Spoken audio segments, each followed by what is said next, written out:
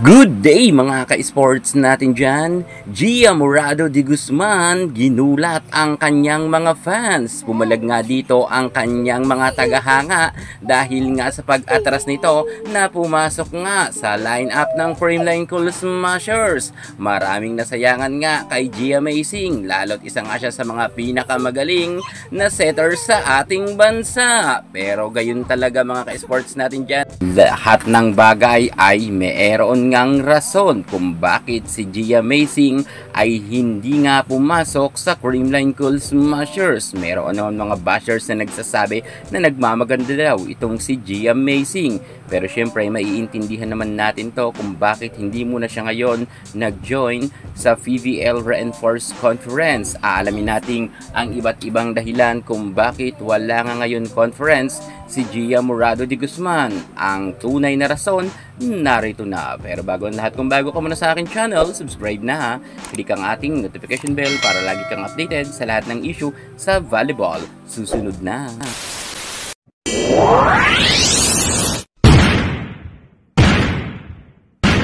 Gia Morado de Guzman, sa experience ay napakarami niya nang napatunayan pagdating sa kanyang karera bilang setter.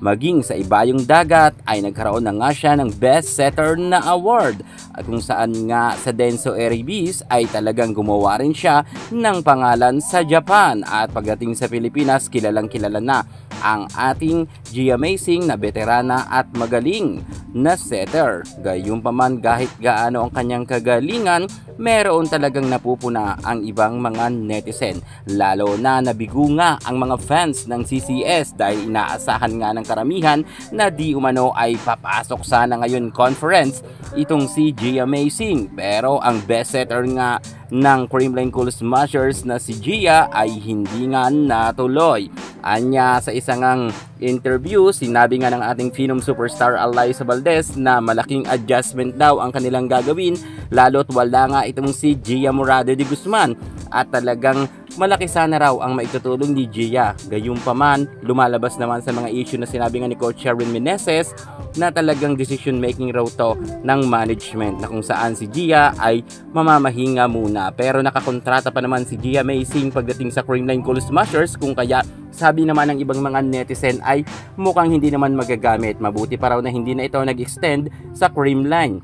Gayunpaman, pinaghahandaan kasi ng ating Gia Amazing ang nalalapit nga na SEA Games. Alam naman natin na sa SEA Games, importante na nasa kondisyon nga ang ating Gia Morado. At sa tingin ko naman ay sa next na All Filipino Conference, mamamataan na nga natin na kasama na sa lineup itong si Gia. Pero sa kasalukuyan ay bigo nga ang mga fans ng CCS na muling makabalik nga sa lineup ng Creamline itong si Gia Morado.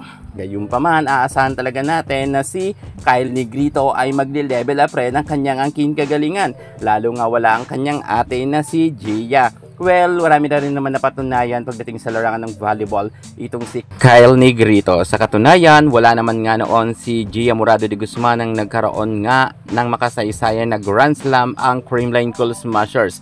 Patunay lamang na ito na may ibubuga nga itong si Negrito pagdating sa loob ng court. Gayun pa man sa sinasabi nga ni Gia na gusto niya na munang magpahinga para nga nakakondisyon siya sa nalalapit na SEA Games, nirerespeto naman natin ito.